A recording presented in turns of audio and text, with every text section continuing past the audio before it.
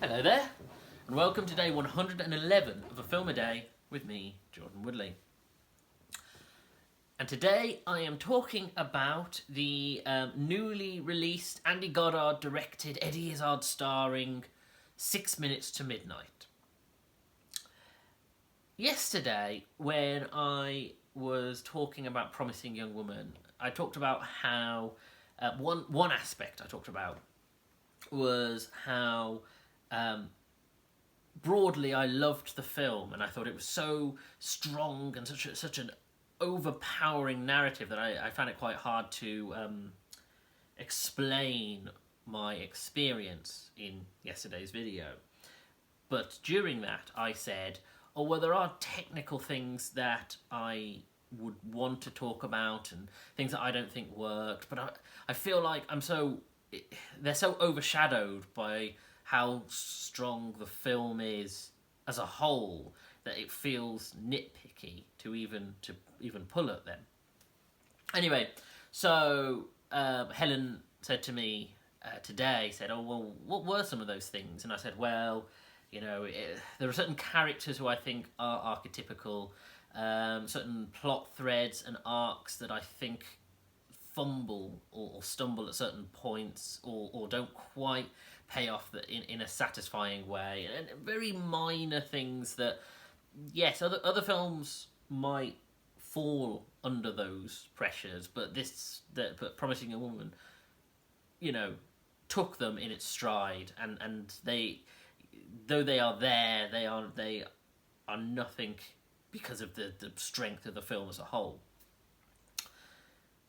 Watching 6 Minutes to Midnight is, to me, the I suppose the exemplar of lots being much more hyper aware of lots of little flaws and weaknesses like that, but without a really strong film to carry it. So the plot follows Eddie Izzard, who plays Thomas Miller, who is joining a school as a German teacher, as an English teacher. Sorry, I'll explain where that's come from. But he's an English teacher in a school a finishing school for German girls. Now this is set in 1939, and this finishing school is primarily for the daughters of diplomats and dignitaries and high ranking officials. So as you can imagine, they are the daughters of high profile Nazis. And so as a premise, that's a really strong idea. The fact that you have this school in England for German girls just at the brink of war, and how one deals with that sort of struggle, and the film has this sense of isolation. The idea of these girls, even though it's set in England, and the school itself is about having these sort of transnational ideas, about the bond between Germany and England. Obviously, this is a bond that is about to shatter, but the school is entirely isolated.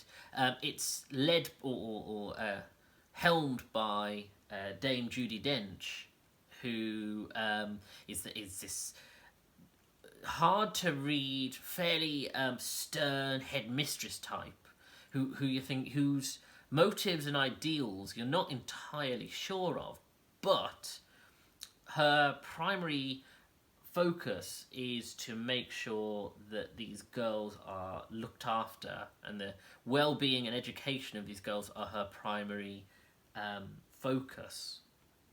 And so as I say, as a setting, as an idea, there is something there. But I don't know if I'm just very tired of World War II centric narratives, whether I've just reached a point where there is almost nothing left to show me, because and this should have been an interesting idea. It's not a world war. This is just on the cusp before the war's about to break out, and yet it has the hallmarks of a spy thriller in the manner of a more traditional World War II spy thriller. And there's just something very predictable.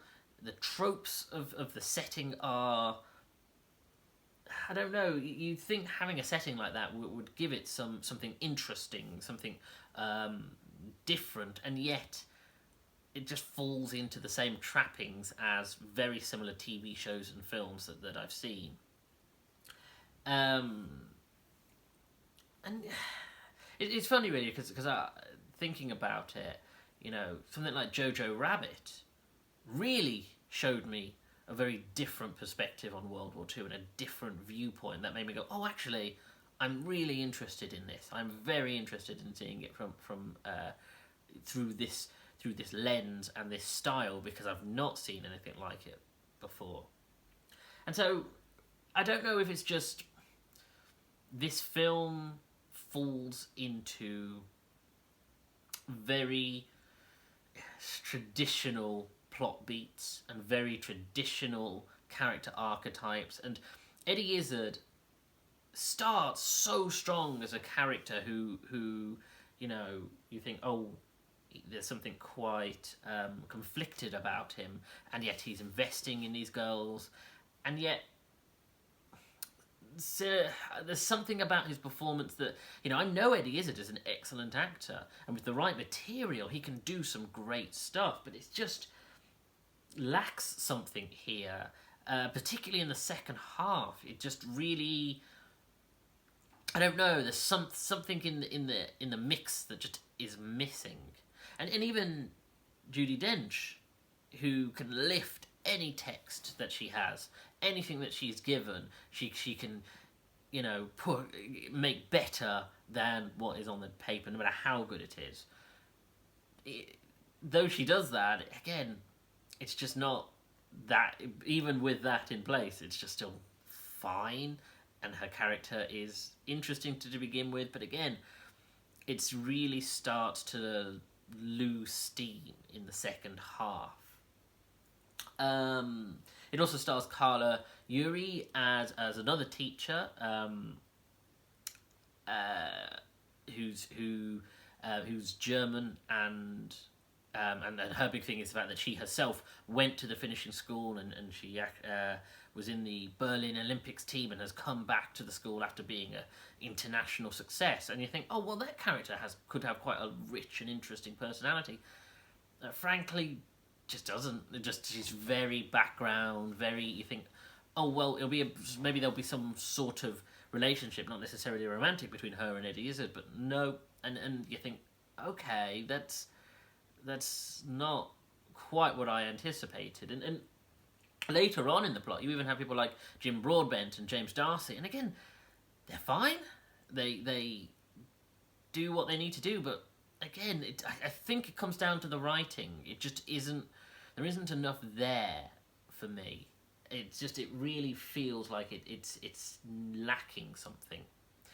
Directorial style. It has some beautiful shots and really does some interesting landscape stuff, particularly like the school and the look of it and the architecture. But and don't get me wrong, Andy Goddard is a really good director, particularly with the Netflix Marvel stuff that I've seen, you know, and it just, I don't know, there's something very, yep, this is a period drama, but it's a little perhaps TV. And I don't mean to be unkind by that, because, you know, that's not to say there's anything wrong with TV directorial style, but it doesn't have anything cinematic about it. And that's a shame. And yeah, I feel like this started really strong, and this is written by a combination of Andy Goddard, Eddie Izzard, and Kellen Jones, who is an actor who has a small appearance in this. and again, I think the premise is an interesting one, as I've mentioned, and I think the ideas are there, but it really feels like it doesn't quite know how to explore the themes and ideas, and I'm not entirely sure how that could have been fixed, or what was missing to really give it that edge.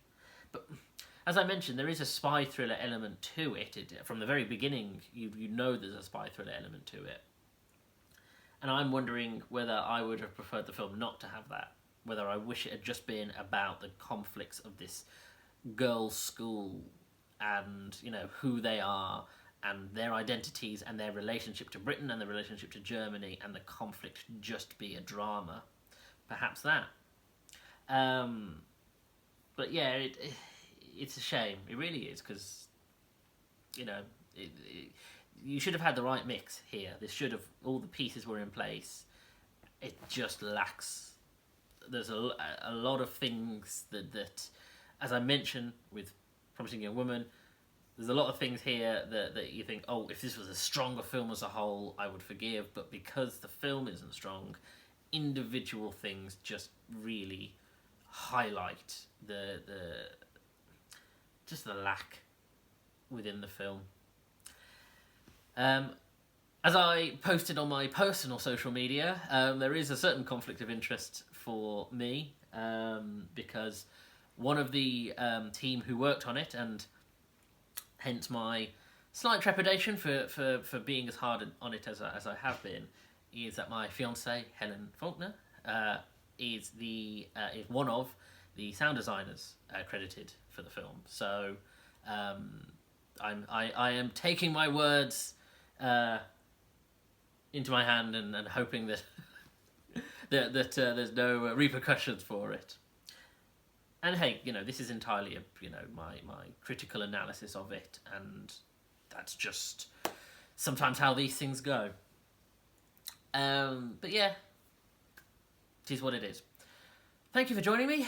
If you like this video, please hit the like button, subscribe to the channel, and I have a back catalogue of 100 plus films, so please do check some of those out. Please hit that little bell if you want notifications for when new videos are uploaded, and please do share this video if you've enjoyed it. You can follow me on Twitter at Jordan_Woodley, where I'm always tweeting movie-related news and trailers and funny videos, and of course new episodes. I always share links to there as well. Thank you for joining me. Take care.